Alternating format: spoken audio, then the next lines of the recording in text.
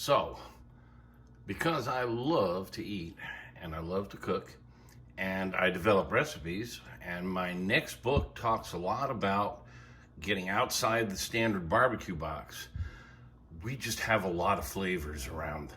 This is what my fridge looks like. I mean, it is just packed, and we are in Condiment City here. I'll give you a guided tour of some of this stuff. Let's start over here. I have cocktail onions. You gotta have cocktail onions if you're gonna make a martini. Some pretty good sized capers. Pickled ginger. You gotta have pickled ginger, especially if you're eating anything Japanese.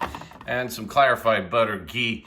We make it ourselves, but somebody gave us this, so it's really handy. Some faux black truffle oil. Most truffle oil isn't really made with truffles. Some anchovies, chipotles in adobo sauce, small capers, a little hunk of cream cheese. Chicago, you gotta have giardiniera. I got 2 types of mild and hot giardiniera. They go on the Italian beef and various other things. And over here we've got horseradish and of course ketchup. So over in this door here we've got usually unsalted butter, and my wife keeps the butter wrappers so that she can wipe the insides of pie pans with them. And she's the baker. I have fear of flour. I can do pizza shells and things, but she's the baker, and she's really good. Jams and jellies. This is my favorite, the Smucker's Red Raspberry. I love that stuff. But you gotta have fig spread and what's this? Oh, tamarind paste. I don't know why it's on the jelly sauce. This is a secret ingredient for barbecue sauce, tamarind paste. And this is really interesting. My wife made green tomato jam, and it's really good. And then salad dressings, pickle relish, mustards. This is ballpark mustard, and this is my South Carolina mustard sauce. That's really good. And milk, and always a bottle of wine. So it's kind of crazy in here. Ricotta and yogurt and sour cream. Got to keep some bacon fat around. Nothing better for quick stir fry of asparagus and bacon fat. Yogurt, chicken base. We have a number of bases. Clam base. They're like really rich stocks. I mean, you just dilute them and you have essentially a soup base. Some margarine, and always several different types of olives. More soup bases back there. Eggs. And then this is some ground meat we've got a sick dog on our hands, and she gets ground beef and rice, and this is just really totally awesome teriyaki sauce. Jewish teriyaki sauce, who knew? Big Bob Gibson's barbecue sauce, the white barbecue sauce for chicken, and it's really good on fried fish. I don't know what this is doing here. I think they bought this for some party or something. This is awesome stuff. Now, I'm a vinegar fanatic. I'll show you some more vinegars. But this is an orange vinegar, and it's just amazing. Tomato sauce, yeast for my wife's baking, a tomato nucha, which is really a rich tomato concentrate, tiger sauce, Miracle Whip, mayonnaise. This is, shake it up, sweet pepper, Thai sweet pepper sauce. Really great stuff on anything fried. Thai sweet pepper sauce. And this is maybe one of the best recipes on our website, burger glop. It's a mixture of barbecue sauce, mayonnaise, mustard, hot sauce. It just really makes a burger sing. Pickles, pickled vegetables, homemade, pickled tomatoes. Oh my goodness. End of season, the tomatoes don't get ripe. This is what you do with them. You slice them in half and pickle them. They're awesome. You'll find them in all the best Jewish delis in New York City, but it's amazing how many people have never heard of it. Pickled mushrooms, Clausen's hot and spicy chips, some barbecue sauce, real maple syrup, always real maple syrup, none of this ersatz stuff, and a bunch of Asian spices and stuff, fish sauce, black bean and garlic, of course gochujang and miso and hoisin. They're all buried in the back there. So that a lot of stuff. Okay, and then we've got sweet peppers,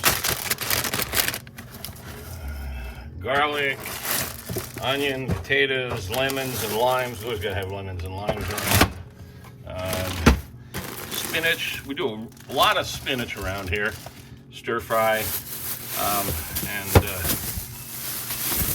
all kinds of celery and carrots and other salad fixings. Cheeses. We have faith in cheeses. Lots of cheeses, from sliced cheeses for making grilled cheese sandwiches to exotic cheeses. Parmigiano Reggiano, you got to have that for grating. Here's some grated already. It goes on a lot of stuff around here. Oh, and then here's hog casings for homemade sausage. I just made some really good homemade sausage the other day.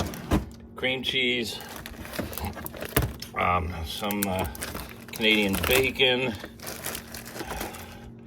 and liver sausage, fresh chev.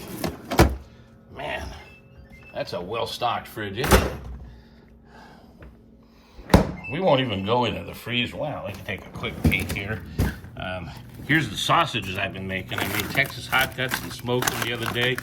Here's Italian sausages, breads, all kinds of stuff down in there. Now you gotta come over here with me, because this is the pantry. And we start with the spice rack. Look at that. I got one of everything. I mean, if you're doing recipe development, you've got to have spices. And there's all kinds of spices around this house. And then there's all salts. People keep sending me salts. I got all kinds of different salts and more spices, rubs, homemade rubs, store-bought rubs. You gotta have a bunch of jars. Look at all the foil and the stuff up there. Stocks, pumpkin pie filling, and let's see. There's a pink salt for making cured meats, and right in here is one. If you haven't tried black garlic, I don't care what it costs. Go out, buy black garlic. It is just amazing. You got to try black garlic. Now, I am big into vinegars. This is the world's best vinegar right here. These are true Tradizionale Balsamico. Each of those little bottles costs about $125. The Balsamico that you buy in the store, like this stuff here, is really not true Balsamico. It's a caramel-colored, sugared wine vinegar. This is, I can't get into it right now, but go to our website, look up balsamic vinegar. I have a lengthy article describing the truth of what is balsamic vinegar. And here's some cooking wines and tamarind and all kinds of vinegars. I got rice vinegars, I got hot sauces, I got Asian vinegars, all kinds of more capers. My wife is a really successful gardener. She's studying for her master gardener, and these are all the tomato sauces she made this summer. Huge garden and huge tomato crop, and more spices and oils, man. And then of course there's the dog food, and lots of dog food. So we are pretty well equipped to cook anything you want. So here is another pantry, and as you can see, we are into syrups, honeys. Got like 3 or 4 different kinds of honeys here. This is, I don't know why it's sitting out, marmalade. That we got this in Florida when I was down there recently. It's a really great marmalade, and Tupelo honey. Now, you know this. She's as sweet as Tupelo honey. This is the world's most expensive Tupelo honey. This bottle here costs about $100. It came out of South Georgia. I read about it in an article by Kim Severson in the New York Times, and we had to try it. It's really wonderful.